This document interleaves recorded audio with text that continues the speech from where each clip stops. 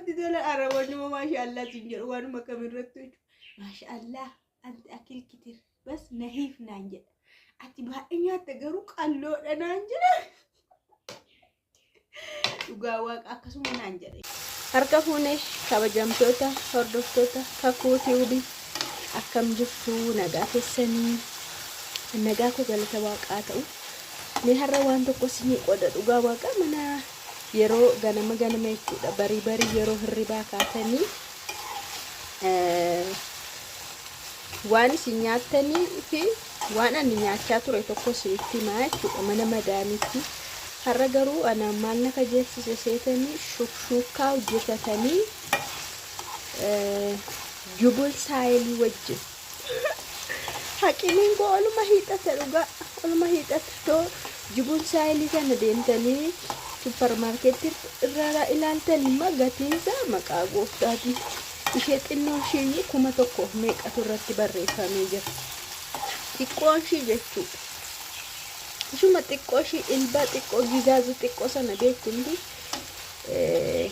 birri 1,000 meeqa inni gurguddaa amma isinitti himuu hin danda'u kaasa gurguddaa gatiisa isinitti himuu hin danda'u waan hundumtu jechuudha biyya keenya keessatti dhugaa waaqa akka biyyoota kaanitti bitee fayyadamaa osoo jettee bakka warra no kaapitaala gurguddaa si gaafata jechuudha birrii gurguddaa si gaafata ilaaligaa jubunii tokkitti ishii xiqqoo ilba gizaaza xiqqoo sana 1,000 bittee maal buust fakkeenyaaf tuunaa ishee xinnoo sana beektumni ilba xinnaa sana qorqorroon sunu birrii 399 faatu irratti barreeffama yaani 400 jedhaaga tokkitti sana 400 bittee maalidha kanatti argattu kana biyya keenya keessa dhugaa waaqa waan biyyoonni kan fayyadama yoo ta'e baay'ee rakkisaadha sinii jedha garuu maal godhu akkuma biyya isaatti jiraatu ani sarra shukshuukaa kana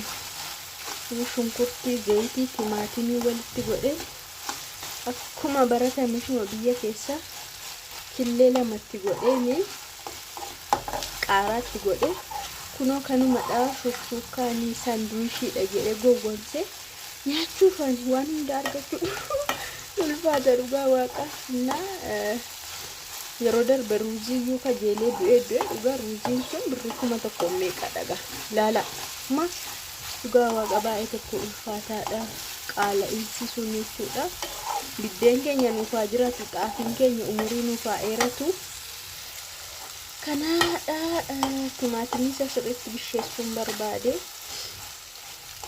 egaa gara kan keessanitti isinii deebi'a siireesiidha akkamitti akka of qabachuu dandeessan qaamni keessanillee yeroo biyyatti galtanii sinjalaa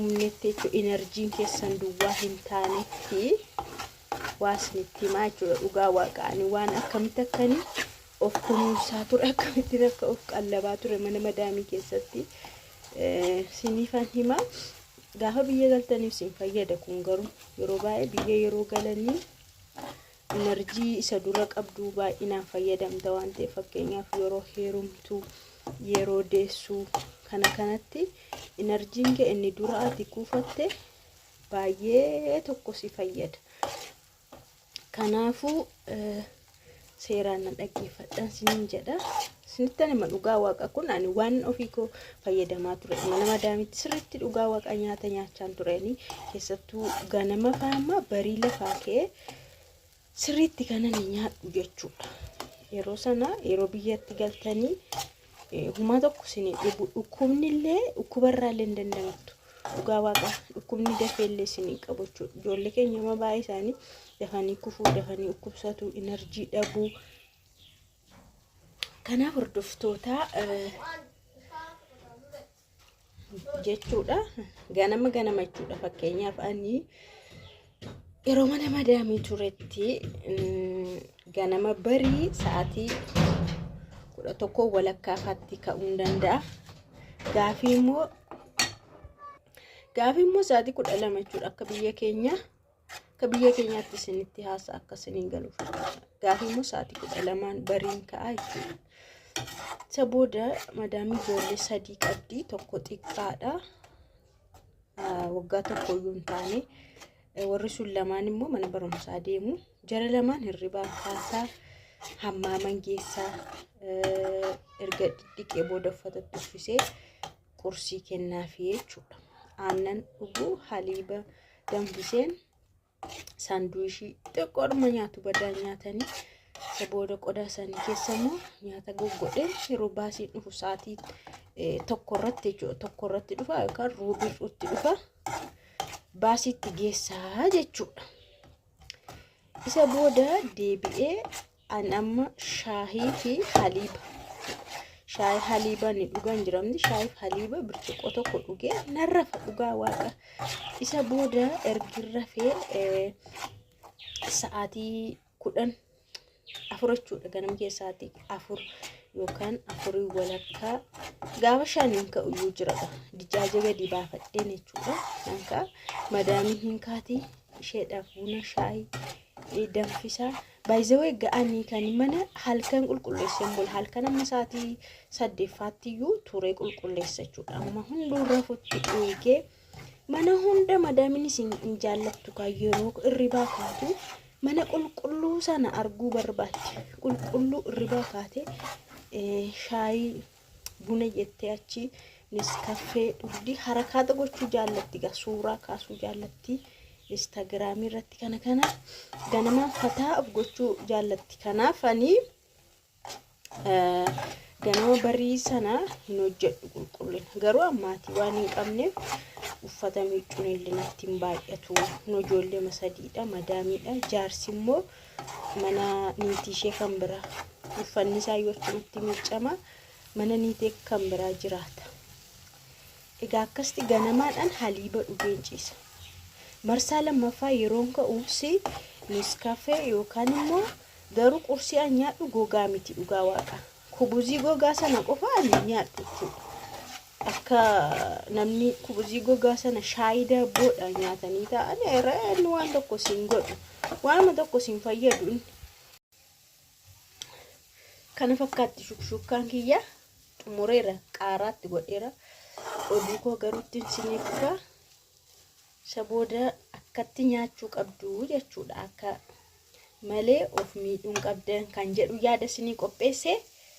Hordoftoota cireen kiyya kana egaa achitti amma garuu shaayii duwwaa dhuga maaliif seetan hin jiru ka haliimni hin jiru. Achitti garuu ganama bare akkuma isiniin jedhe yeroo ijoollee ribarraa kaasuu yeroo erga isaan deemanii ka'anii haliiba shaayiidhaan dhugaa jechuudha. Haliiba yookaan immoo gaafii immoo yeroo qorra ta'u immoo jechuudha. Yeroo qorra ta'u immoo haliiba qofa dhugaa jechuudha. Haliiba zinjibilaa danfeechi kan jiru dhugaa jechuudha. Isa booda yeroo marsaa lammataa ka'u immoo shukshukkaa hojjetadha. Argitan shukshukkaa hojjetadhee saanduwiishii jubuun saayiliidhaan jechuudha. Ani meeyoniizii fa'aa badaan jaalladhu. Kachabii kana fa'aa jaalladhu. Badaa jechuudha. Garuu meeyoniizii jubuun saayilii isa gizaazaa sana basma garmaleen jaalladhu dhugaa waaqa du'uun ka'achuudha isaa. Shukshukkaa kana akkana hojjetadhee jubuun saayilii kootti godhee isi kaasuma isa nyaadhee haliiba koorratti dhugee daa'e wada wanti itti jechuudha. Gara laaqana hojjechuutti. Laaqana hojjedha. Uffatas nan miicca. Ijoollee yeroo dhufan ol nan fida. Akkanatti jechuudha. Baay'ee tokko dhugaa waaqa. Nyaata irratti ana biratti nyaata irratti iddoo sana qaldiin hin jiru. Namichichi akkan sirriitti nyaadhu beeka. Maashaallah akkasuma waan namatti tola araboonni maashaallah siin jedhu waanuma kamirratti jechuudha. Maashaallah anti akil kitir bas nahiif naan jedha. Ati baay'ee nyaatta garuu qalloodha naan jedha. Dhugaa waaqa akkasuma naan jedha. Isheen illee manatti hin dubbattu. Nyaadhee dhiisee madaamiin waan tokko naan hin jettu jechuudha. Jammara ishee waa'ee ani nyaadhu ani dhiisuu koyyuu hin beektu. Na akkasitti ture keessattuu ganama kanaan sirri akkanatti nyaachaa ture na fayyadeera isiniin jechuu barbaadeen. Isin baay'een keessa maal gootu seetanii kubuzii goggogduu sanuu sahaarayyuu miti. Tallaajaa keessaa baastanii akkasitti ho'istanii shaayii akkasii faana nyaattu. Kun maal sinii godha dhugaa waaqa. Shaayiin kun amma waan tokko enerjii hin qabu dhugaa waaqa. Carbohydrate. Carbohydrate jechuun immoo ho'a qaama keef waan kennu jechuudha jechuudha. Kanas waan tokko hin qabu. Daabboon kun illee uumaan qabu. Yoo qamadii faatee enerjii qaba malee beekumsa duqeetii garuu beekumsa san qabu. Kanaaf akkatti nyaachuu qabdu. Walumaa gala kaayyoon kana sinii qopheesse viidiyoo kana qopheesse oduu odeessuu barbaade sammuu koo keessa dhufnaan sinii odeesse waan tokko sammuu keessa dhufe malee odeessan baaja'u. Akkatti nyaachuu qabdu. Maaliif boori siin fayyada, iftaan siin fayyada, yeroo dhukkubsattan siin fayyada, yeroo biyya galtan siin fayyada, enerjiin qaama keessan keessaa yeroo deessan siin fayyada.